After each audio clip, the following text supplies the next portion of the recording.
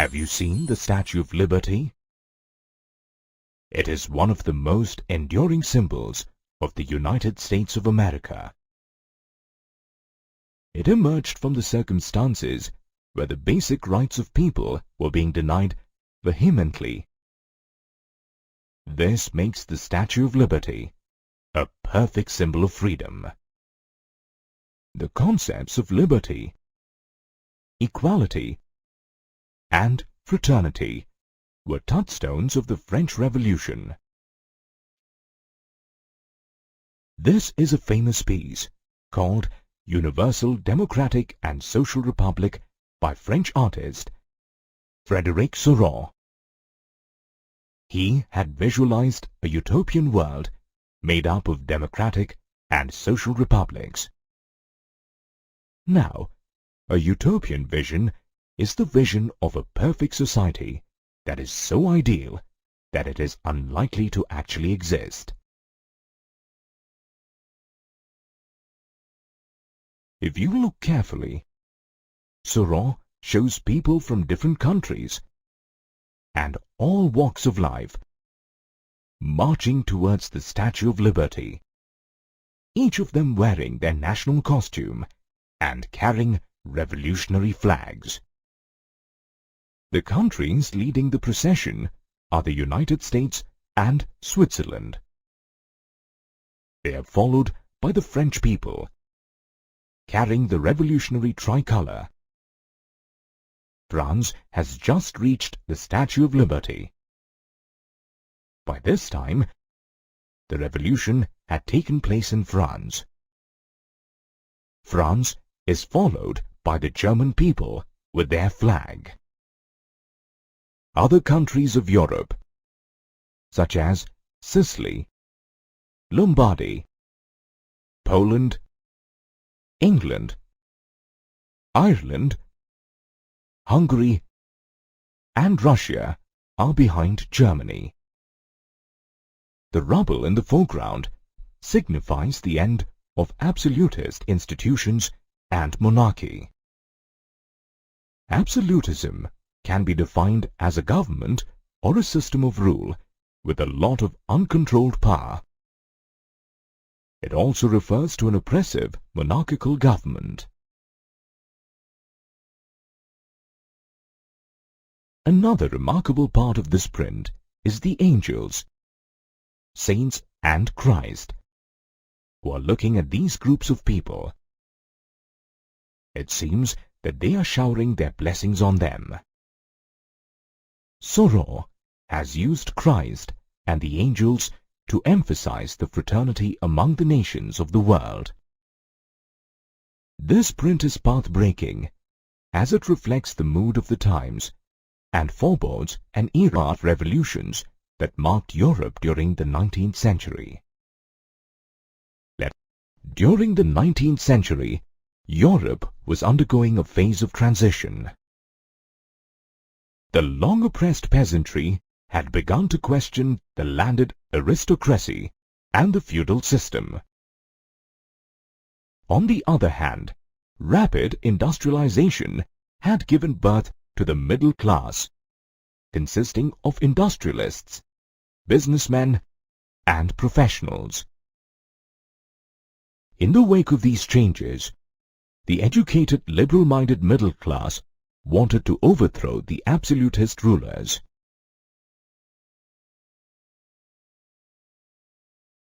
This mindset of bringing together people with a shared past, history, and culture gave rise to the idea of the nation-state.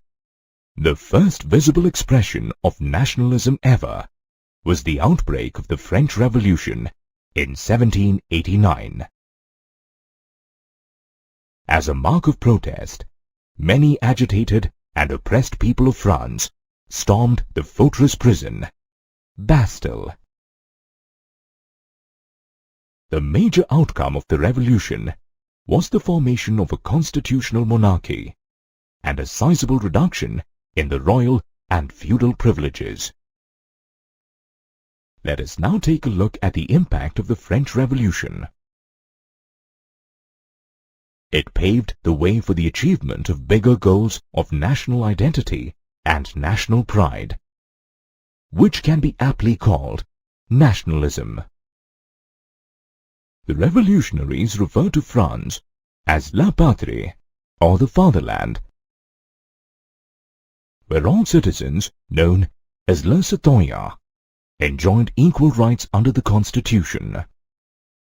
Some major steps were taken by the revolutionaries to establish a feeling of nationhood and a collective French identity. To commemorate this significant historical event, a new design for the French national flag was adopted. The new design represented the pride and honor of belonging to a free nation. To invoke nationalism, several hymns and songs were composed, and oaths were taken. The martyrs of the French Revolution were commemorated. French was adopted as the common language of France, and the use of regional dialects was discouraged.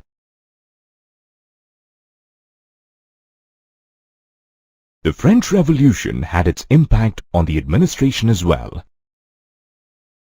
A body of active citizens, or the citizens who were allowed to vote because they paid taxes, elected the Estates General and renamed it the National Assembly. A centralized administrative system was created. This system formulated uniform laws for all French citizens. All internal custom duties and dues were abolished. A uniform system of weights and measures was adopted. Did you know that the metric system that we use today was founded by France in 1791? The French Revolution inspired people all over Europe to begin movements against autocracy and despotism. The French revolutionaries also took it upon themselves to help other European countries in their struggle to overcome autocracy and form nations. Students and the middle classes formed Jacobin clubs in many European countries. Due to this widespread enthusiasm, the French armies were welcomed by European countries such as Holland, Belgium, Switzerland, and Italy in the 1790s.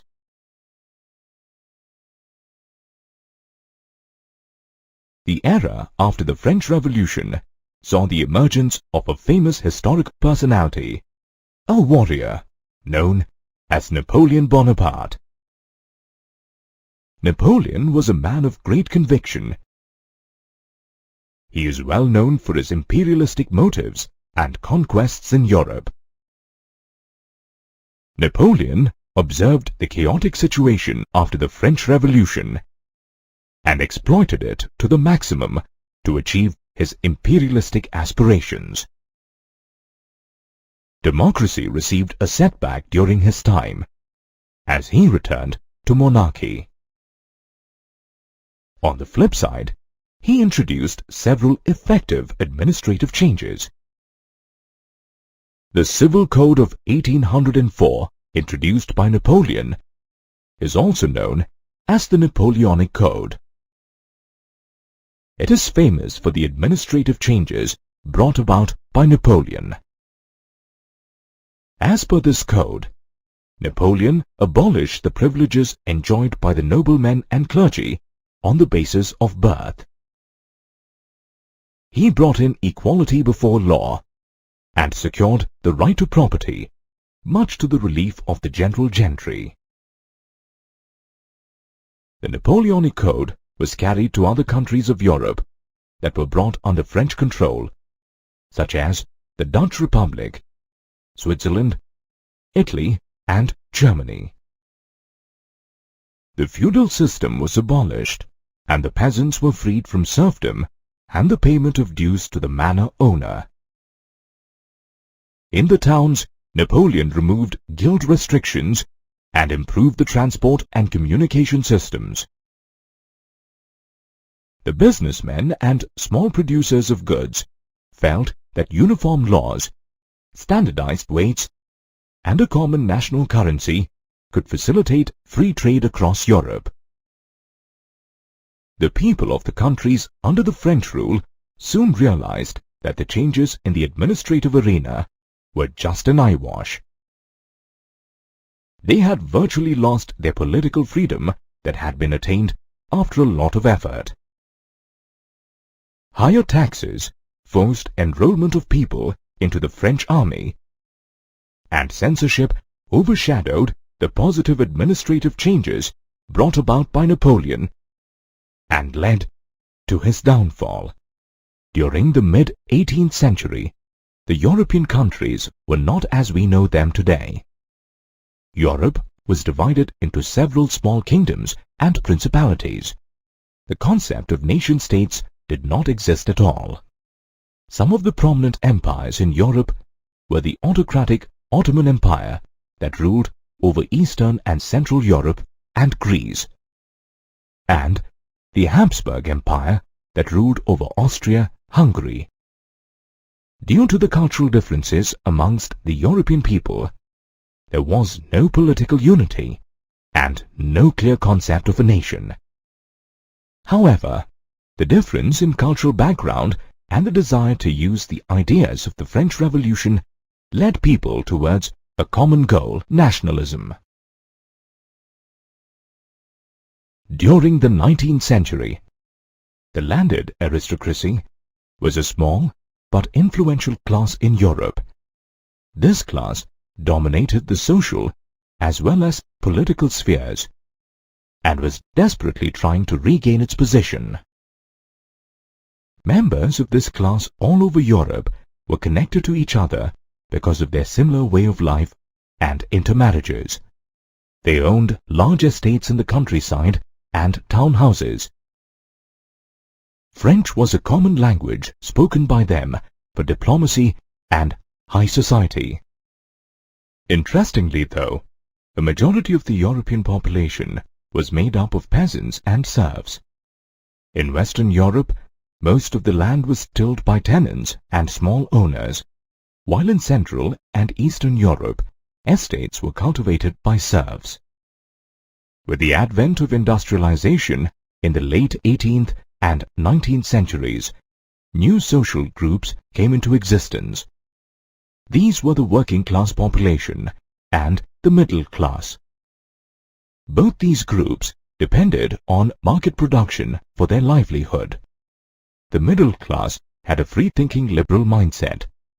The ideas of nationalism led them towards a far-fetched aim to bridge the gap between aristocracy and other classes.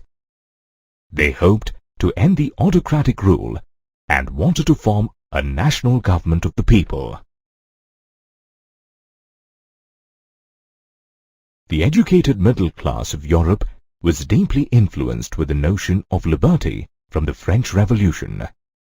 As a result, the concept of liberalism was born. The word liberalism traces its roots to the Latin word liber, meaning free. The middle class believed in the need for freedom and equality of all individuals before law. On the political front, liberalism referred to government by consent. The liberals also stressed that private property should not be violated. Although liberalism popularized the idea of a people's government, the right to vote or suffrage was not extended to all citizens. On the economic front, liberalism implied freedom of markets and free movement of goods and capital. The Napoleonic Code had tried to facilitate it. However, this code was not practiced in totality. Let's see why. During the 19th century, freedom of movement of goods and capital became a strong demand of the emerging middle class. The Napoleonic Code though revolutionary for its time, was unable to address the growing needs of the industrialists. To complicate matters, each region had its own system of weights and measures. These situations posed encumbrances for economic growth and exchange. The middle class argued for the creation of a unified economic territory to facilitate unhindered movement of goods, people, and capital.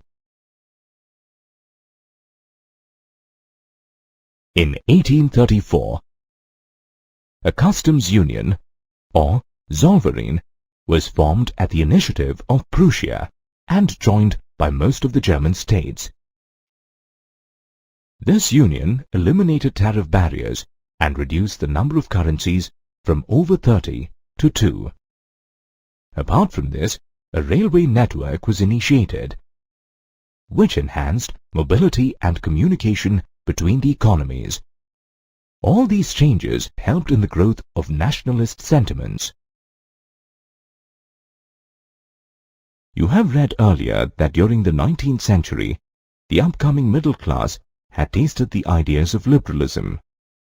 Liberalism was used by them as a tool to end aristocracy and clerical privileges.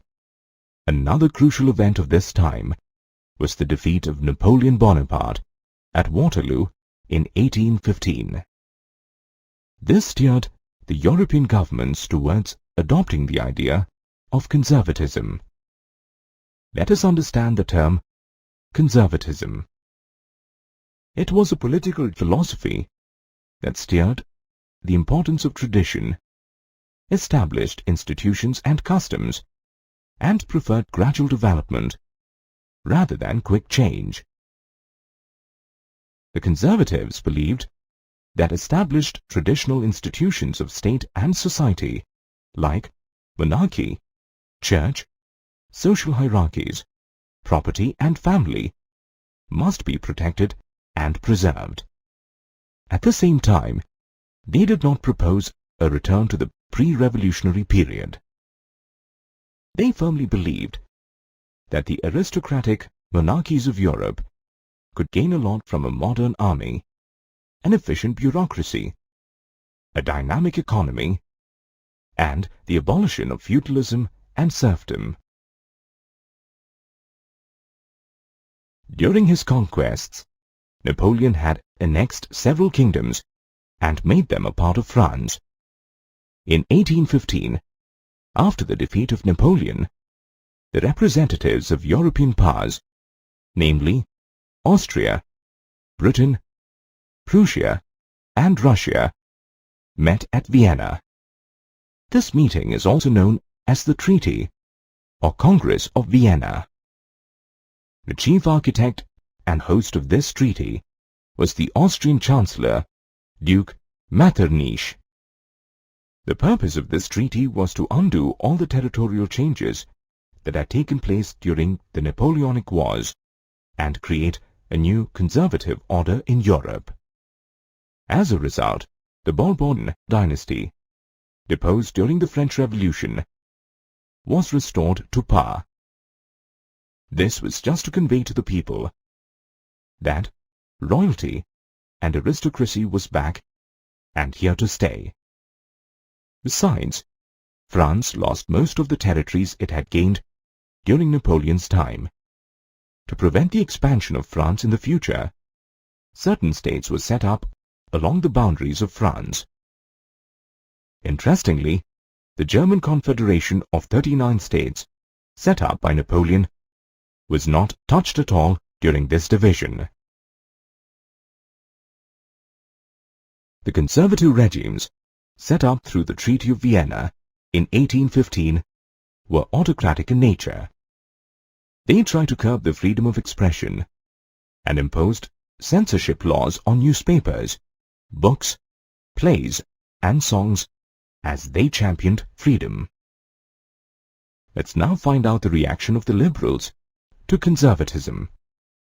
The liberals were not happy with the autocratic ways of the conservatives. They raised their voice against the censorship of the press. After 1815, several liberals began working in secret societies all over Europe to propagate their views and train revolutionaries. The liberals, on the other hand, wanted to overthrow the monarchical structures that had been formed after the Vienna Congress.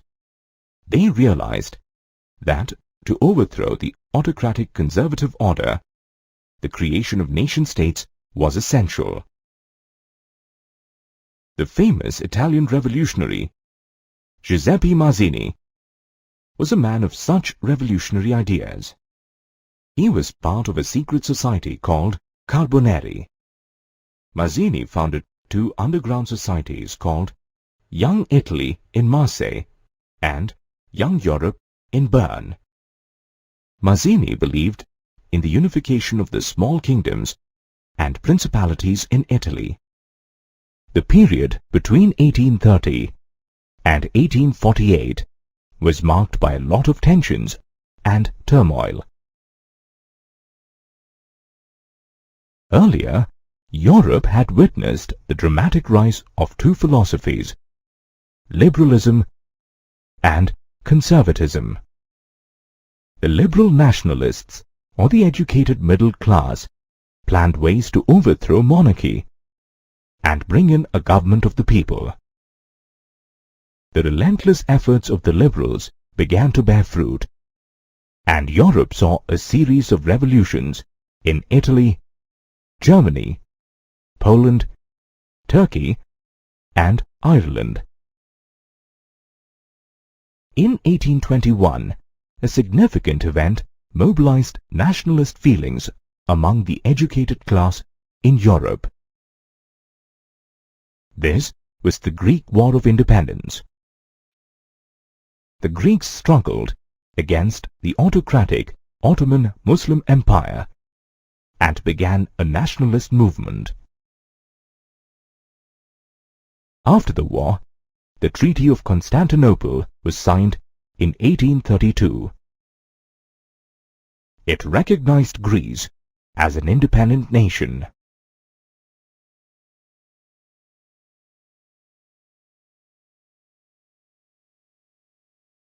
In 1830, the Bourbon dynasty, restored in 1815 during the conservatives' reaction, was overthrown by liberal revolutionaries.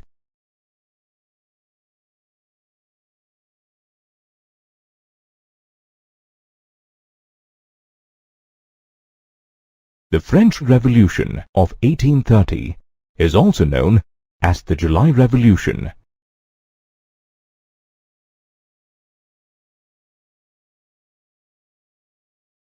Inspired by the French or July Revolution, Belgium broke away from the United Kingdom of the Netherlands.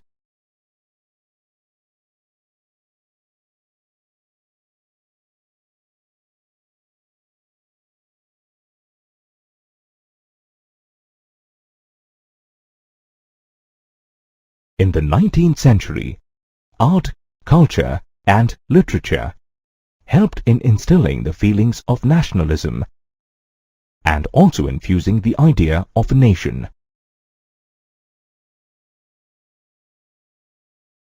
During this time, artists, poets and writers made efforts to create a sense of a shared collective heritage, a common cultural past, as the basis of a nation. Writers, poets, painters and musicians of the Romantic era stressed on individualism, nationalism, feeling, imagination, and emotion as opposed to reason and science. Romanticism can be defined as an artistic, literary, and intellectual movement that originated in this turbulent phase of political upheaval.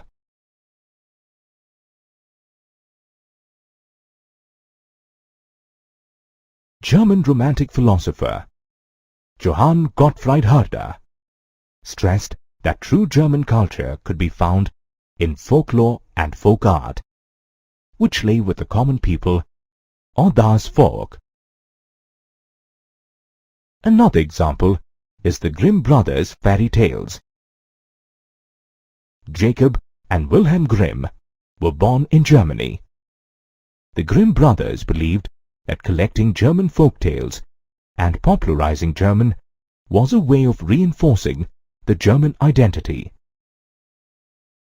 The revival of popular folk art forms and language helped people to identify with the cause of nationalism.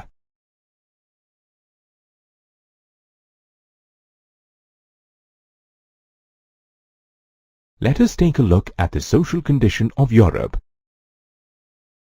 The years after 1830 were marked by a lot of anarchy and chaos. During this time, Europe witnessed the worst period ever of hunger and hardship. Bad harvest and a rise in food prices added to people's woes. In the first half of the 19th century, the population of Europe had increased a lot. This led to unemployment. Many people migrated from the rural areas to the growing slums in the cities. On the other hand, due to the growth of industrialization in England, small producers in towns faced stiff competition from cheap machine-made goods. An important event of this time was the revolt of the Silesian weavers against their contractors in 1845.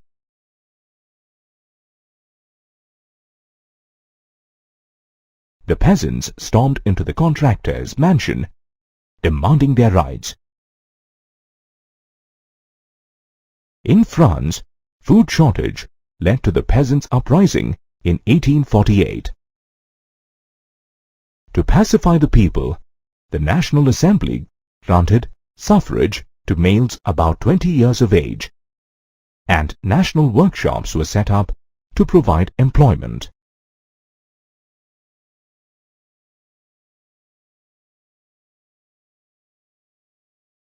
The history of Europe between 1830 and 1848 is lined with many revolts and uprisings.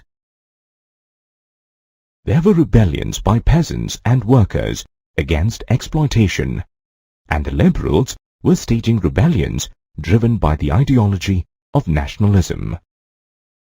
An ideology is a system of ideas reflecting a particular social and political vision.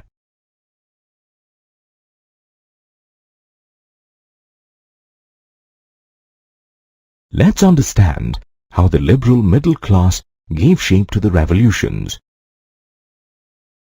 Inspired by France, in Germany, Italy, Poland, and the Austro-Hungarian Empire, men and women of the liberal middle class began demanding a constitution and national unification.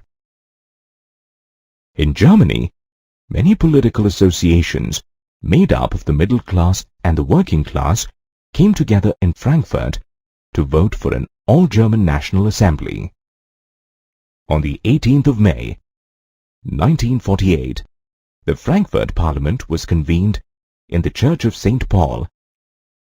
The middle class dominated the Parliament and did not accept the demands of artisans and peasants, and so eventually lost their support. As a result, the army had to intervene to settle the dispute, and the assembly itself was dissolved.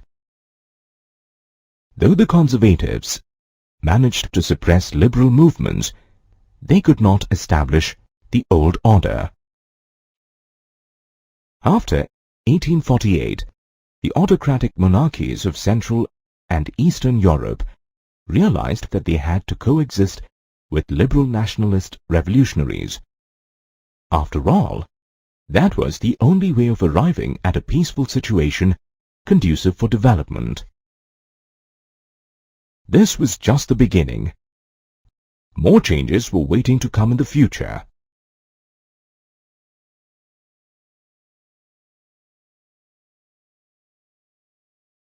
Despite upholding the concept of universal freedom, the liberal revolutionaries exhibited narrow-mindedness in their attitude towards women.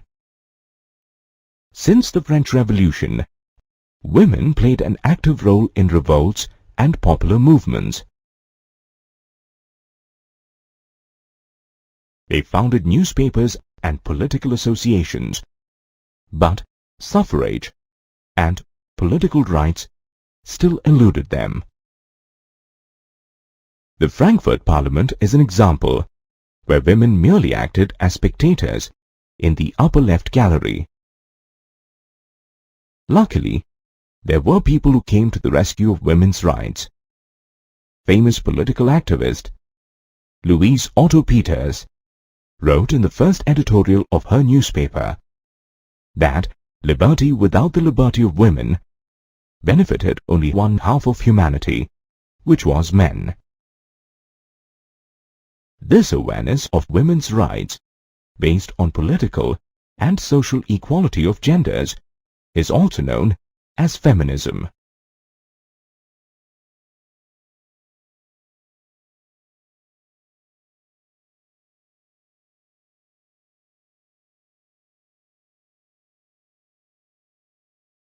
Early revolutions in Europe upheld the ideas of democracy and liberal nationalism. After 1848, the conservatives began to use nationalist ideas to strengthen the monarchy.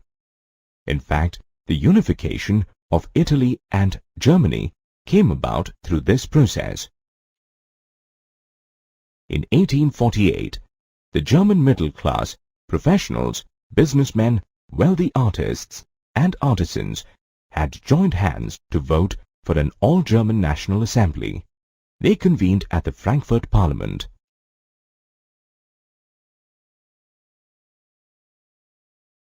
The members of the Parliament offered the crown to Frederick Wilhelm IV, King of Prussia, who rejected it as he did not want subjugation to the Parliament. The Frankfurt Parliament was crushed by the monarchy and army, which was supported by the Prussian landowners called Junkers. After the Frankfurt Parliament, Prussia became the leader of German unification. The man who played a crucial role in the unification was the Chief Minister of Prussia, Otto von Bismarck. Bismarck was supported by the bureaucracy and the army. To achieve German unification, 3 wars were fought over a period of 7 years, between 1864 and 1870.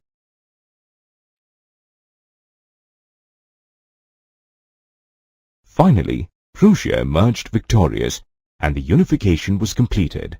On the 18th of January, 1871, the King of Prussia, Kaiser William I, was proclaimed the German Emperor at the Mirror Hall in Versailles. Thereafter, the process of nation-building began in the newly formed German state. Emphasis was placed on modernizing the currency and the banking, legal, and judicial systems. Measures and practices of Old Prussia were adopted for the rest of Germany.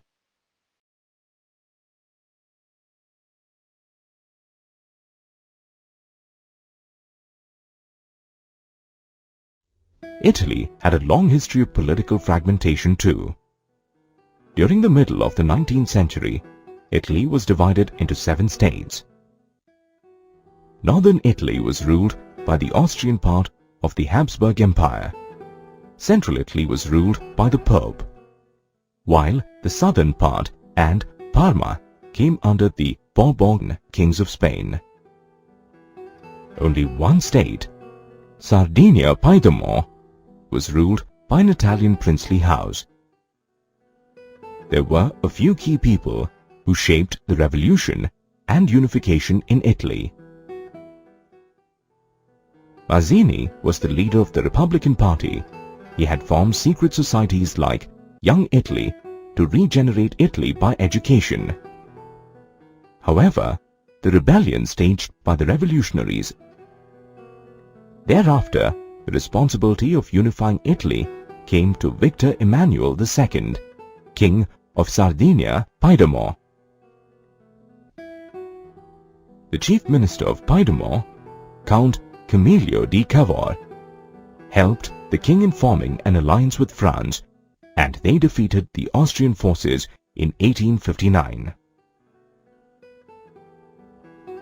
Another person who played an important role was Giuseppe Garibaldi. He joined the war along with his armed volunteers called the Red Shirts. In 1860, Garibaldi and his troops drove out the Spanish rulers.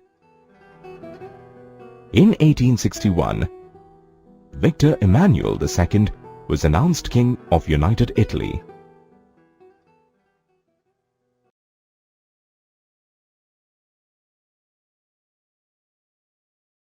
In Britain, the formation of a nation-state did not happen due to a sudden upheaval or revolution like the other parts of Europe. Rather, it was the result of a long drawn-out process. The British Isles was inhabited by ethnic groups such as the English, Welsh, Scots, and Irish. These groups had their own cultural and political traditions.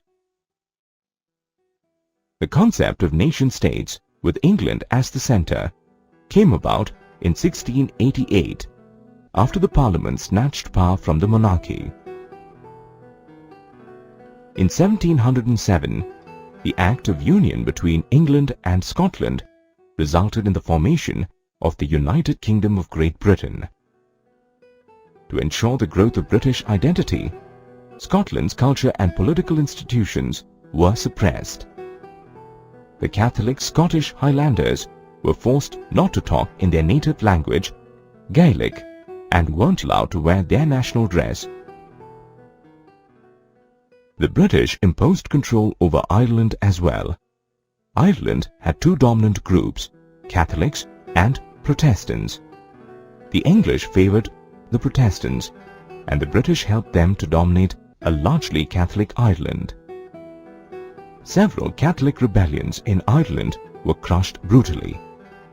Wolfe Tone, also known as the father of Irish republicanism, revolted against the British but failed. In 1801, Ireland was forcibly incorporated into the United Kingdom. The symbols of New Britain were the English language, the British flag, the Union Jack, and the British national anthem. The fall of the Bastille has become a popular symbol of people conquering tyranny. A symbol is a visual image that represents something other than itself. It may be a representation using an object, picture, written word, sound, or a particular mark. Here are some symbols that all of us come across every day. During the 18th and the 19th centuries, several symbols were used by artists and revolutionaries to depict abstract concepts. These symbols were usually popular images from everyday life that uneducated masses could easily identify with.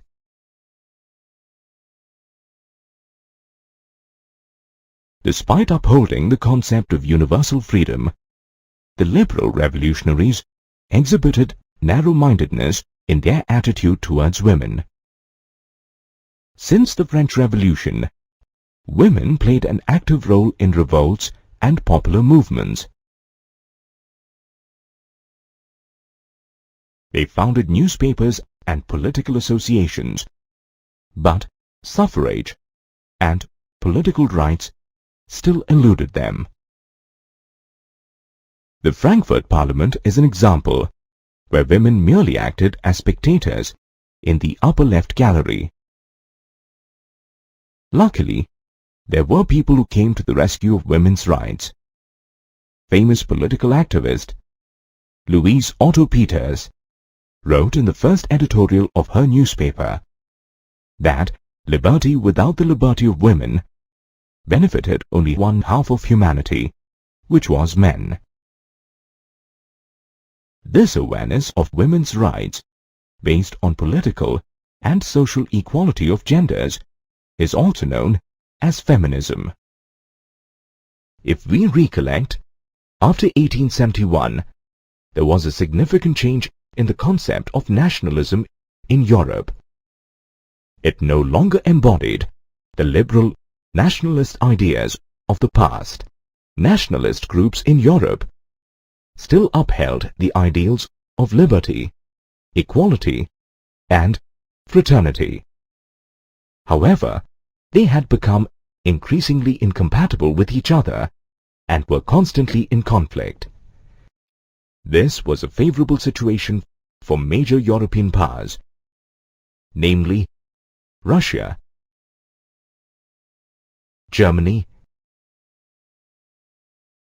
England, and Austro-Hungary. They began taking advantage of nationalism in Europe to materialize their aims for imperialism. Let's understand the meaning of imperialism. It refers to the policy of extending the rule and the authority of an empire or nation over foreign countries, or of acquiring and holding colonies and dependencies.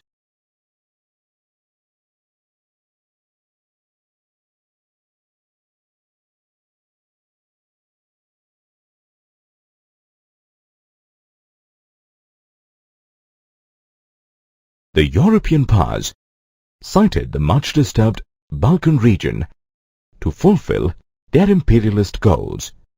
Let's understand a little more about the Balkan region. Balkan is an old Turkish word meaning a chain of wooded mountains. The Balkans region consisted of the following countries of our times: Romania,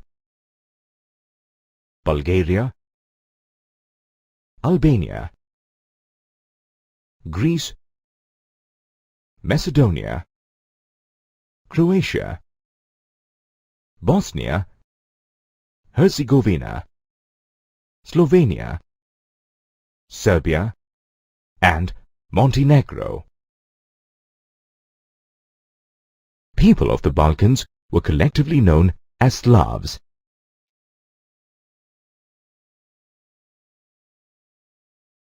The spread of romantic nationalism and the downfall of the Ottoman Empire had made the Balkans Peninsula very tense and volatile. Gradually, the European subjects had begun to break away from the Ottoman Empire and had started declaring themselves independent. The Balkans claimed independence and a separate political identity based on nationality. Intensifying the tension further was the rivalry between the European powers over trade, colonies, and naval and military strength. To fulfill these aims, Russia, Germany, England, and Austro-Hungary wanted to extend their control over the disturbed Balkan region. Their rivalry caused many wars and culminated in the First World War. Nationalism, aligned with imperialism, led Europe to disaster in 1914. Later, the countries colonized by the European powers in the 19th century began to overthrow their imperial rule. Many countries struggled for the formation of nation-states, and each country was inspired by a sense of collective national unity. Though every country developed its own specific nationalism, there was one thing in common: the idea of organizing societies as nation-states.